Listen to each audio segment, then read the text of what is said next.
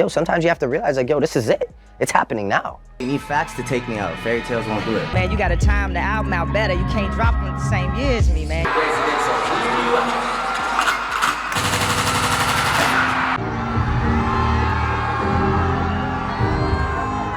By the spring of 2024, the conversation around Drake had shifted in a way few people expected. What began as isolated tension suddenly looked like a coordinated front. Multiple artists, some former collaborators, others longtime rivals were now openly aligned against him. When Drake described the situation as a 20 versus 1, it wasn't just frustration talking. It was an acknowledgement that the scale of opposition had become impossible to ignore. What the fuck is this, a 20v1, nigga? What's a prince to a king? He a son, nigga. Prince to a king, you a son, nigga. Bro, you thought, what's up, Prince to a king? He said it's 20 versus 1. You know the girls. This wasn't a single feud boiling over. It was a convergence. Producers, rappers, singers, and label veterans all appeared on the same projects, echoed the same themes, or aimed their lyrics in the same direction.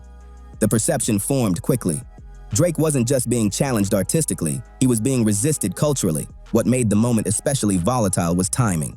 These disses didn't arrive randomly. They followed years of subtle tension, industry competition, and unresolved personal issues that had never fully disappeared. For more than a decade, Drake had occupied a rare position in hip-hop, commercially dominant, genre-spanning, and deeply embedded in the business side of music.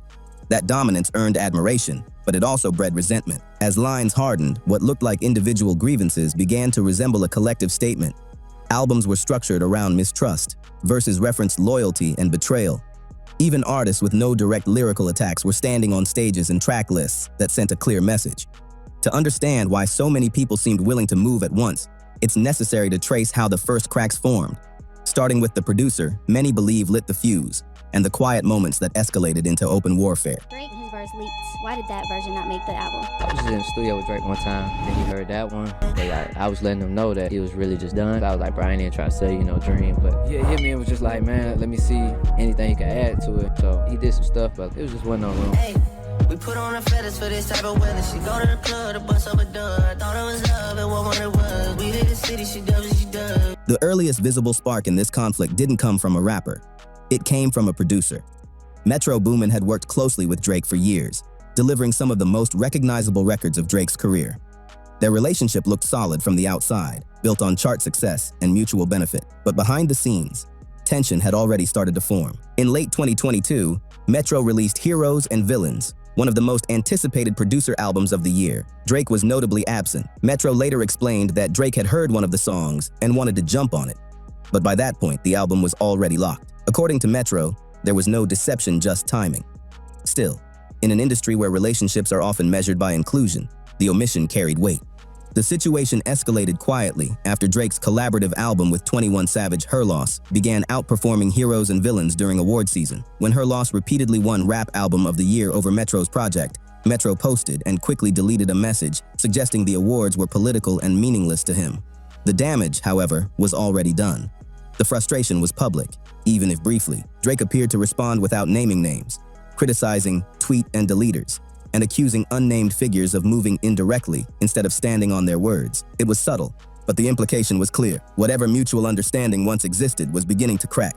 Whether it was the album exclusion, the awards, or simple ego, the relationship no longer looked neutral. What mattered more than the cause was the reaction. Metro didn't respond with interviews or explanations. He responded with music, and he didn't come alone.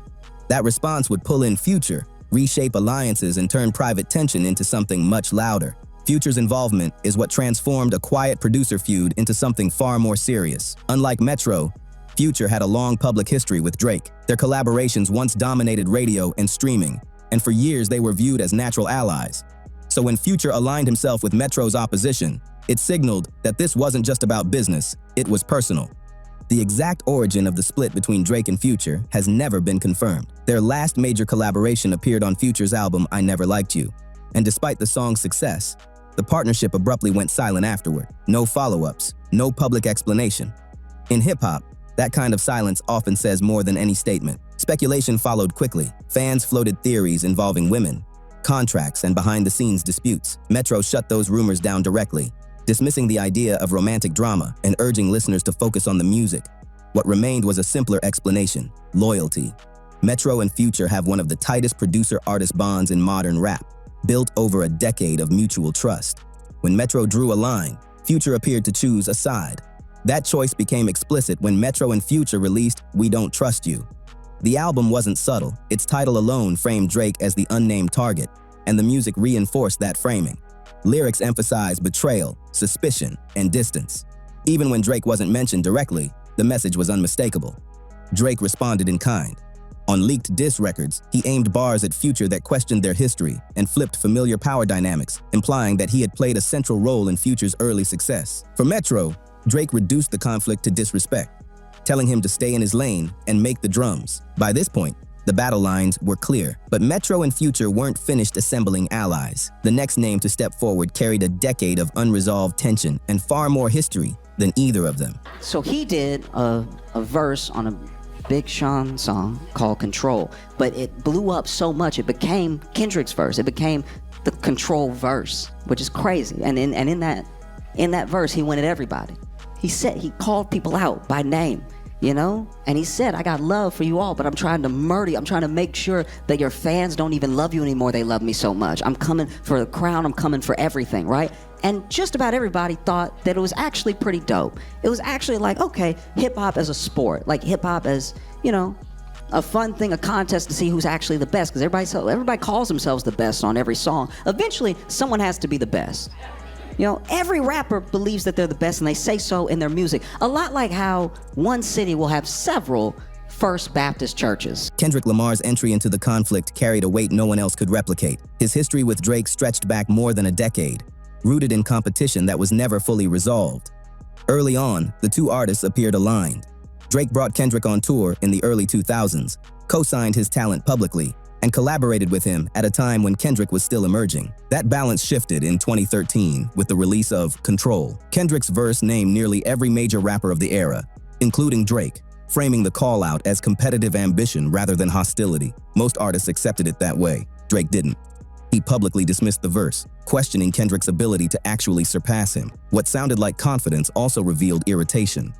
From there, the relationship never reset. Instead, it calcified into years of subliminal shots. Neither artist went fully direct, but both made sure the other knew they were being referenced. As Kendrick's critical acclaim grew and Drake's commercial dominance continued, the tension became symbolic artistry versus supremacy, respect versus numbers. By the late 2000s, Kendrick stepped away from the spotlight following the release of Damn, while Drake stayed omnipresent. During that absence, Drake openly grouped Kendrick with the only peers he considered true competition. But he also criticized Kendrick's long breaks, framing consistency as superiority. The distance made the rivalry feel dormant, not dead. When Drake later aligned himself publicly with J. Cole as part of a so-called Big Three, it positioned Kendrick as part of a hierarchy he had never agreed to. That framing mattered. So when Kendrick finally re-emerged, he didn't do it quietly. He chose his moment, his collaborators, and his message carefully. The silence ended not with subtlety, but with intention. And when Kendrick spoke again, it would shift the entire conflict into open confrontation. Remember when Kendrick Lamar's verse on Future and Metro Boomin's album ignited the Drake beef a year ago? Motherfuck the big three, nigga, it's just big me, nigga. I'm really like that, and your best work is a light pack, nigga. Prince outlived Mike Jack, nigga. The moment that shattered any remaining ambiguity arrived with Kendrick Lamar's verse on Like That. There were no coded lines, no layered hints, no room for interpretation. Kendrick rejected the hierarchy outright, dismissing the idea of a Big Three and placing himself alone at the top. It was a direct challenge not just to Drake, but to the structure Drake had publicly endorsed. The verse landed with precision. Kendrick framed dominance as something earned through presence and impact, not collaboration or consensus. Every line reinforced separation. He didn't ask to be included, he removed himself entirely. Within hours of the song's release, the focus of the album shifted. What had been a Metro Boomin and Future project became the epicenter of a much larger confrontation. The reaction was immediate. Fans dissected every bar, artists took sides, and the industry braced for response. For Drake, ignoring the verse was never an option. He later insisted the tension had existed long before the song, and history supports that claim. Years of subliminals had already set the stage. Like That simply tore down the curtain. Drake's reply arrived through leaked diss tracks rather than an official release.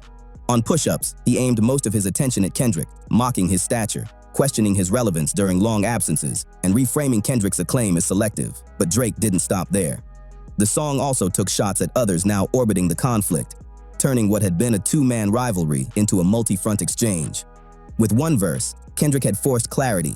Lines were drawn and neutrality disappeared. What followed wasn't just a lyrical back and forth, it was an industry recalibration. And as Drake fired outward, one of the most complicated relationships in his career resurfaced, bringing old wounds back into the open. Number one, Drake, phenomenal diss record. It's fantastic. Yo, Metro shut your whole ass up and make some drums, nigga? That shit is crazy. How you think Metro gonna feel when he just out minding his business and somebody like, Metro, shut your whole ass up and make some drums, nigga. And this nigga Drake sent a drum line to Magic City. Was Metro in there? I don't even fucking know. It don't matter. This guy is diabolical. Yeah. I like wartime Drake. Drake's response wasn't calculated for polish, it was built for impact. By choosing to leak his diss records rather than roll them out formally, he bypassed the usual release machinery and forced the conversation to revolve around his words alone. Push-Ups wasn't framed as a single rebuttal, it was a warning shot aimed in multiple directions. Kendrick remained the primary target. Drake mocked his long gaps between releases, questioned the reach of his recent work, and framed Kendrick's influence as overstated in comparison to consistent chart dominance. The message was clear. Artistic respect meant less to Drake than sustained visibility and control of the game. But the song didn't stop there. Drake widened the scope deliberately. He fired at Future by reframing their history, suggesting that his early success was something Drake had helped place in his hands. The implication wasn't subtle. It was a reminder of perceived hierarchy. Toward Metro, Drake stripped away artistry entirely, reducing him to a background role and dismissing his involvement as noise rather than substance. The breadth of the disses mattered as much as their content. By addressing everyone at once, Drake acknowledged what fans were already saying, that this no longer felt like isolated beefs. It felt coordinated. His tone reflected that awareness, shifting from competitive to confrontational. The response split opinion. Some saw it as classic Drake confident, dismissive, unbothered. Others viewed it as defensive, even reactive, especially given how many people he felt compelled to address in a single track. Either way, the strategy worked. The spotlight swung back to him. But while Push-Ups reignited debate, it also reopened older conflicts Drake may have believed were settled. As he lashed outward, one relationship in particular resurfaced. One built on early loyalty, broken expectations, and years of missed communication. And unlike the others, this one carried genuine emotional weight. Yo, what's going on, man? This is Drizzy Drake, and you are now watching The Juice on Billboard.com. Juice, juice, juice. The Weeknd is so amazing tonight. He's like one of the greatest artists I've ever heard, and he's on my album a lot. We really like collaborated a lot on this album, and not only did he inspire me to like get out there and try and sing better on stage, but he inspired me like just writing-wise and music-wise just to better my product, you know. And to hear someone else with an incredible body of work is very like, you know, it's very rare. So it's very inspiring. And you know, I mean, we formed OVO XO, which is like, you know, taking over right now. So I'm just proud. I'm proud of him, man. He works really hard, and yeah, you know, he's just an incredible person. Like, become like a really close friend to me. And yeah, you know, everybody involved with him, like the whole XO gang, you know, like Hailey and Lamar, who are responsible for like my pictures in Rolling Stone and the Marvin's Room video, and just the whole movement is crazy. Few relationships in Drake's career are as layered as his history with The Weeknd. Long before either artist reached their current stature, their paths were intertwined.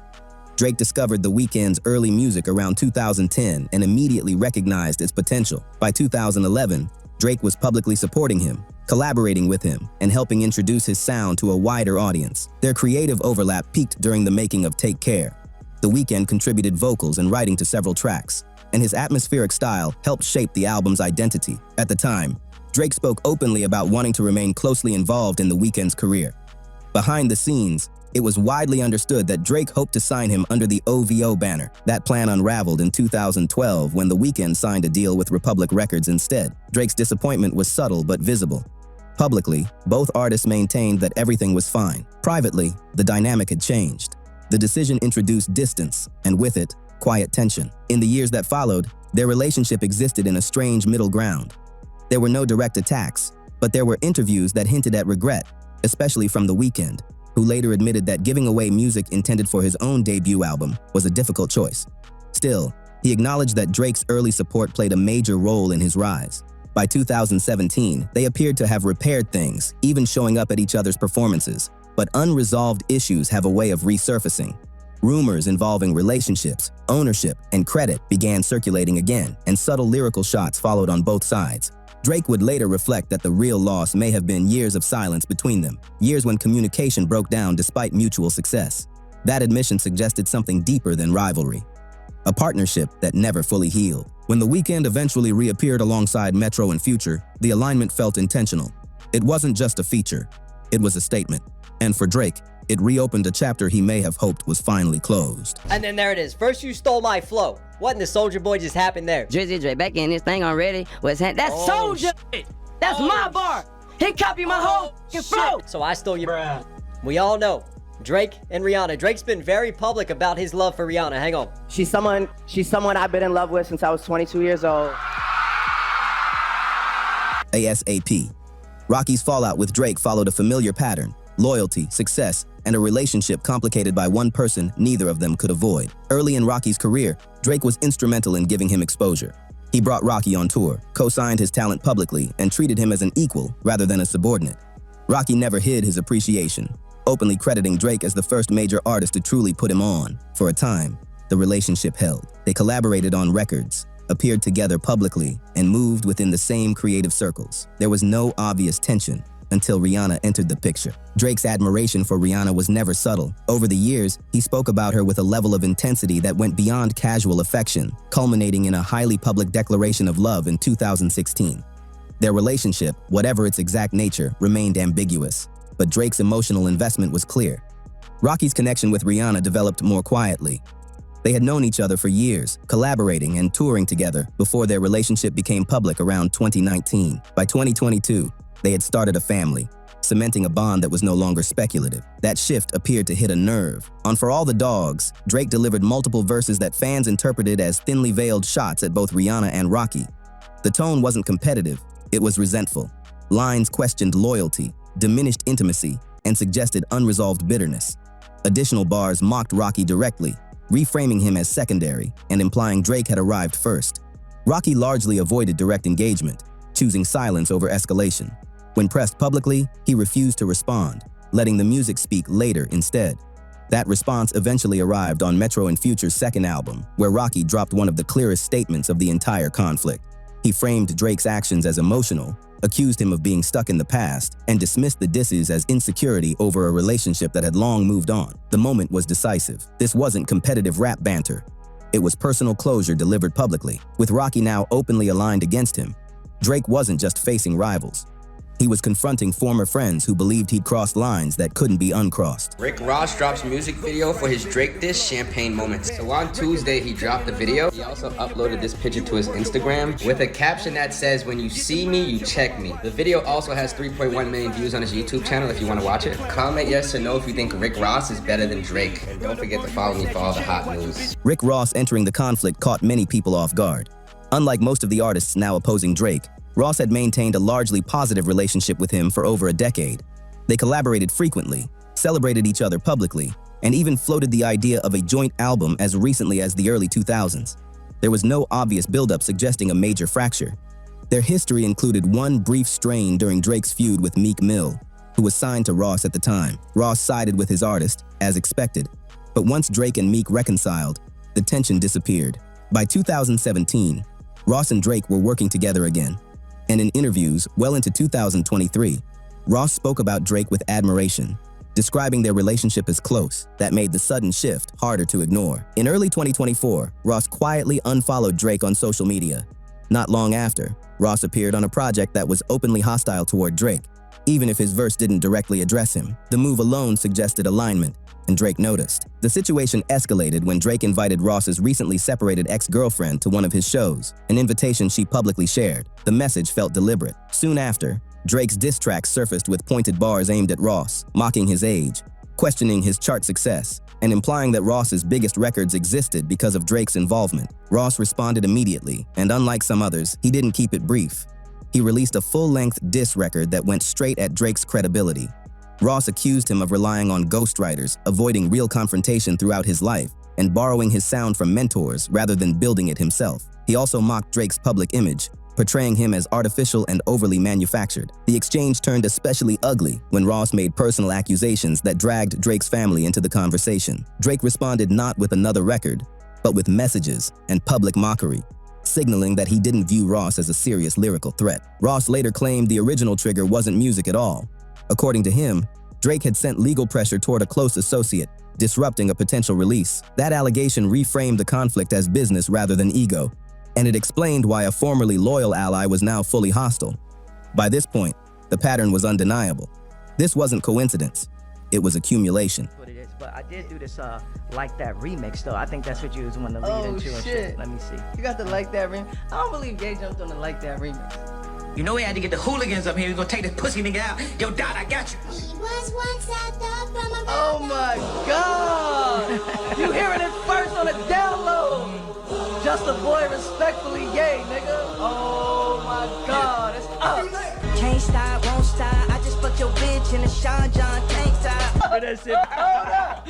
Run that shit back. You know we had to get the hooligans up here. We gonna take this pussy nigga out. Yo, Dot, I got you. Wow! It's some real adventure. When Ye come on, oh, it's really up. Oh, it's really up now. Oh my God. Can't stop, won't stop. I just fucked your bitch in a Sean John tank top. Treat a bad bitch like she average. Whoa. I treat a bad bitch like a fat bitch. Like She'll never let me get money again. Oh my cat wings when they get funny again. Yeah, you see they tried to count me out. I like that. We just hit a #1. We right back. 100 titanium grills. Call that smile on the front. I done had everything. Kanye West's involvement didn't follow the same emotional trajectory as the others. His conflict with Drake was never rooted in loyalty or friendship. It was built on suspicion, ego, and years of unresolved grievances. Early in Drake's rise, Kanye served as both mentor and collaborator, producing records and offering guidance that helped shape Drake's early sound. But that relationship was unstable from the start. By the mid-2000s, cracks were already visible. Kanye publicly complained that Drake dominated radio play, framing it as industry imbalance rather than competition. Still, nothing fully broke until 2018, when Drake's feud with Pusha T collided with Kanye's orbit. Kanye had produced Pusha's album and was blamed fairly or not for information that surfaced during the battle. Drake believed lines had been crossed and trust evaporated. From there, the relationship spiraled into pettiness. Kanye accused Drake of sneak dissing him and threatening his family. Drake accused Kanye of manipulation and betrayal. Apologies were issued, then undone. Even moments of apparent peace never lasted long. Every few years, a lyric, a rant, or a public appearance reopened the wound. By 2023, the tension had evolved again. Drake sampled Kanye's ex-wife on a song, reigniting speculation and resentment. Whether intentional or incidental, the move fit a pattern Kanye had come to expect. So when Kendrick's verse on Like That detonated the industry, Kanye didn't hesitate to insert himself. Rather than address Drake directly, Kanye reframed the conflict as something larger. On his remix, he attacked the idea of corporate control, pointed fingers at label executives, and cast Drake as a symbol of industry obedience rather than independence. It wasn't just a diss, it was ideological. Kanye's entrance mattered because it validated the pile-on narrative. Another long-standing adversary had stepped forward, not out of loyalty to Kendrick or Metro, but out of his own unresolved resentment. And with Kanye involved, the conflict was no longer just about rap dominance. It had become a referendum on power, control, and who truly runs the game. But at the end of the day, when I listen to it and when it comes out and I see the talk, that shit don't sit right with my spirit. That shit make me feel, that shit disrupts my fucking peace. So what I want to say right here tonight is in the midst of me doing that and in that shit, trying to find a little angle and downplay this nigga's fucking catalog and his greatness, I want to say right now tonight, how many people think Kendrick Lamar is one of the greatest motherfuckers to ever touch a fucking microphone? Dreamville, y'all love Kendrick Lamar, correct? As do I. So I just want to come up here and be like, publicly be like, bruh, that was the lamest, like, goofiest shit. And I say all that to say, it made me feel like 10 years ago when I was moving incorrectly. And I pray that God align me back up on my purpose and on my path. You know what I mean? I pray that my nigga really didn't feel no way. And if he did, my nigga, I got my chin out. Take your best shot, I'm gonna take that shit on the chin, boy. As the conflict widened, fans began scanning every collaboration and public appearance for signs of betrayal. Not everyone associated with Metro and Future, however, was actually at odds with Drake. Some names were pulled into the narrative more by proximity than intent. J. Cole was the most prominent example. At the time the disses escalated, he had just finished touring with Drake and had recently collaborated with him on a song positioning them as peers at the top of the genre. When Cole appeared on Metro and Future's project, it immediately raised eyebrows. But his verse avoided the conflict entirely. There were no shots, no subliminals, no coded language. The timing made the appearance look worse than it was, but there was no evidence of animosity. If anything, it reflected Cole's tendency to move independently rather than choose sides. Travis Scott's name surfaced for similar reasons. He appeared on one of the albums associated with the anti-Drake wave. But again, his contribution contained no hostility. Clips from Drake's tour were misinterpreted as aggression when they were actually part of a recurring performance bit tied to their collaborative catalog. Drake even referenced Travis positively in his own diss material, undercutting the idea of real tension. Nav was another case of overanalysis. After Drake unfollowed Rick Ross, Nav did the same, sparking speculation that he had chosen a side. Drake responded with a cryptic post quoting one of Nav's own lyrics, which many read as sarcastic. But beyond social media gestures, nothing concrete followed. NAV didn't appear on diss records, didn't speak publicly, and didn't escalate the situation. These suspected rifts highlighted something important. Not every association was an attack. In a moment where alliances felt exaggerated, silence and neutrality were often mistaken for hostility. The real story wasn't everyone turning on Drake. It was how quickly perception could turn participation into opposition. Did you know that they felt like that about Drake? I'm from the old school, so I'm from the don't bite the hand that feeds you. I'm for the loyalty. It might just be good old hip hop. I'm better than you, you better than me. You gotta come out to the yard. Prove it. I don't know the story, but I was really shocked how everybody went against him. This is the first time I actually even talk about it. Like, I was confused. But what is it specifically about Drake that everyone hates? It's like, for everybody, all of the great, you, Weeknd, Pluto, Metro, Ross, Kendrick. like Kendrick, Yeah. like there's something obviously wrong with this one individual that no one wants to speak about. If I was Drake, I'd be very confused on how they all collapsed on me. Because I thought everybody was family, I thought everybody was cool. But you know, hip-hop battles have always happened since the beginning of time. We encourage it if there's no violence involved. You gotta come out to the yard. That's why I didn't understand when J. Cole ain't come out to the yard. When all the threads are pulled together, the backlash against Drake doesn't point to one defining mistake.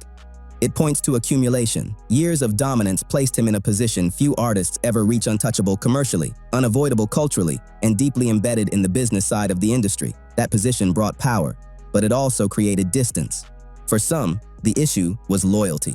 Former collaborators felt sidelined or dismissed once their usefulness faded. For others, it was ego public hierarchies, subtle dismissals, or lines that lingered longer than intended. In several cases, personal relationships blurred into professional ones, and resentment followed where boundaries weren't respected. There's also the matter of control. Drake represents stability in an industry that thrives on disruption. His consistency, while impressive, made him a symbol of the status quo. For artists who see themselves as challengers, that made him the natural target. Dissing Drake wasn't just about him, it was about pushing against what he represents. What makes this moment different from past controversies is scale. These weren't isolated grudges erupting independently. They overlapped. One move triggered another. Old frustrations found new momentum in shared spaces, shared albums, and shared timing. Once the door opened, people who had been silent for years finally stepped through.